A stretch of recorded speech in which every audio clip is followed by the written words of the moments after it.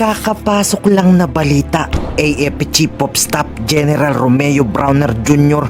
ginulat ang militar matapos kausapin ni Pangulong Marcos Jr. Ayon sa nakalap nating impormasyon, inuobliga ni BBM lahat ng militar na magpunta sa Camp Aguinaldo, mapakommander o general dahil may uutos ang Pangulo, pero bawal nilang i-record at bawal ilabas sa kampo.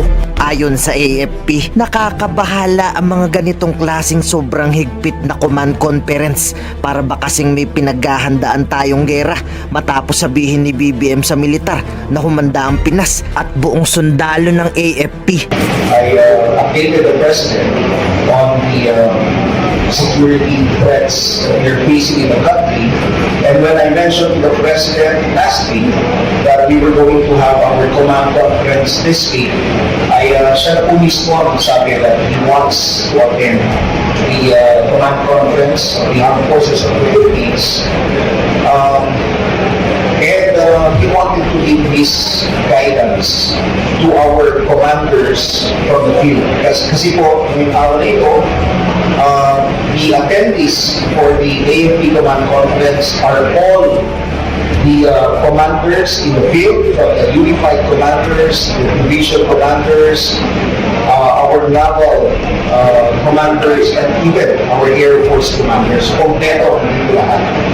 Not only the commanders but also the joint staff are here, and the commanders of the AFP-wide support units. So halos lahat po ng mga key leaders ng Armed Forces of the Philippines ay nandito ngayong umaga, and they all listen to the presentations that were given.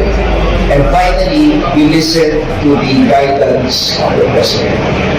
And for his guidance, ang nabanggit po ng ating Pangulo is that just like with the past announcements that he made during his speeches, he said that we needed to reconfigure our approaches to dealing with the different threat groups. We need to deal with the communist terrorist groups, the local terrorist groups, the threats that we are facing in the West Philippine Sea ay siyang nagbibigay ng challenge sa ating Armed Forces of the Philippines. At nabanggit po ng ating Pangulo that we have to think of new ways of dealing with them, innovative ways. That is why we have to really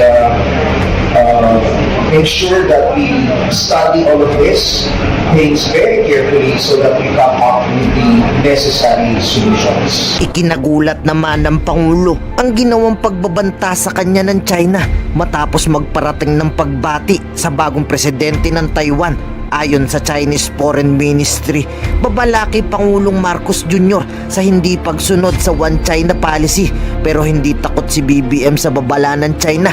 Walang China policy. 马克思总统的有关言论严重违反一个中国原则和中非建交公报，严重违背非方对中方所做的政治承诺，粗暴干涉中国内政。中方对此强烈不满，坚决反对，已于第一时间向菲方提出强烈抗议。今天上午，农荣部长助理召见菲律宾驻华大使，提出严正交涉，敦促菲方给中方一个负责任的交代。台湾地区选举结果改变不了两岸关系基本格局和发展方向，阻挡不了中国终将统一也必然统一的大势。我们正告菲方，不要在台湾问题上玩火，切实恪守一个中国原则和中非建交公报，立即停止在涉台问题上的错误言行，停止向台独分裂势力发出任何错误信号。我们建议马克思总统多读读书，正确了解台湾问题的来龙去脉，从而得出正确的结论。 Pero ayon kay Renato De Castro, defense analyst ng Pilipinas, walang karapatan ng spokesperson na pagbantaan si BBM sa China dahil di tayo makikialam sa kanilang mga issue. Babala ni Renato sa China. Should be the next steps of this Philippine government? How should we respond to these remarks of China that we are in grave violation of the One China principle and breaching Philippines' political commitment to China, and what could potentially be the repercussions of bilateral relations? First of all, we have to take in the fact that this is not specific to the Philippines. That China also lashed at the United States. China also lashed, of course, against Japan. You have to understand the context. China simply lost its face. The fact that the party that they were supporting in Taiwan, they were intimidating the Taiwanese nation, backfired. The Taiwanese basically voted a candidate that China perceived to be secessionist. So China's lost face. So China's, of course, in reacting in this, very irrational manner. So my advice is allow China to cool its temper. Because we have to understand, as a bilateral partner, in the Asian context, once you lose face, that is simply so embarrassing. So let's just continue what we're doing and let China basically China allow the steam to simmer over. Because at this point in time, China has nothing good to do but, of course, to basically lash out of countries after, of course, it suffer a humiliating setback in the victory of Vice President Lai. Okay, so you're saying then allow the Chinese to cool down, to simmer down all this hot-headedness that they have.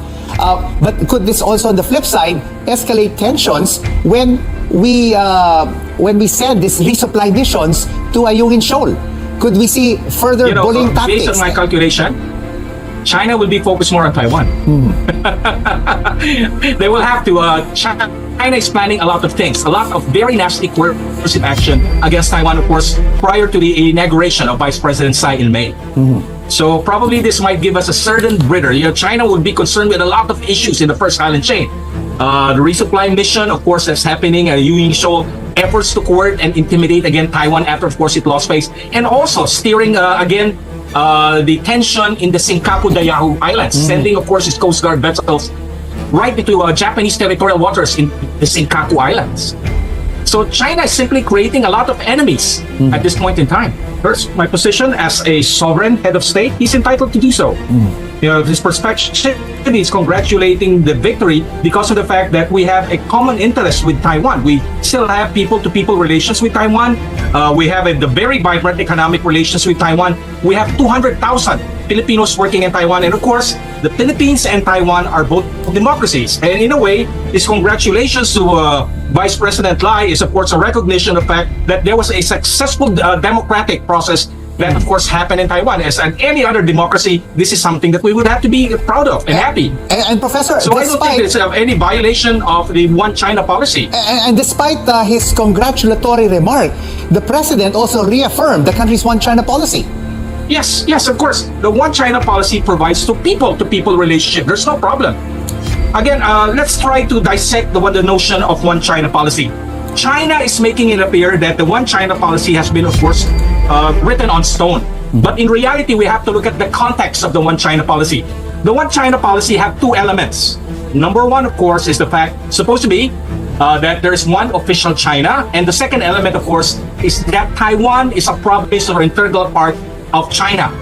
That is basically what we call the Shanghai Communique, which China, of course, introduced during a time of President Nixon's visit to China in the early 70s.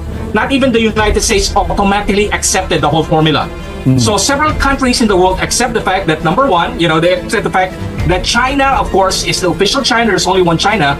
But a number of countries also reject the second part, that Taiwan is a province of China. The United States, although the United States accept the One China policy, but of course the United States does not accept that Taiwan is a province of China. Japan and other European countries basically do away. Professor, so you might have China's formulation of One China policy, but there's several interpretations of what the One China policy. All right, several interpretations of the One China policy. And the Chinese foreign ministry even suggests that our president read more books to properly understand the ins and outs of the Taiwan issue so as to draw the right conclusions.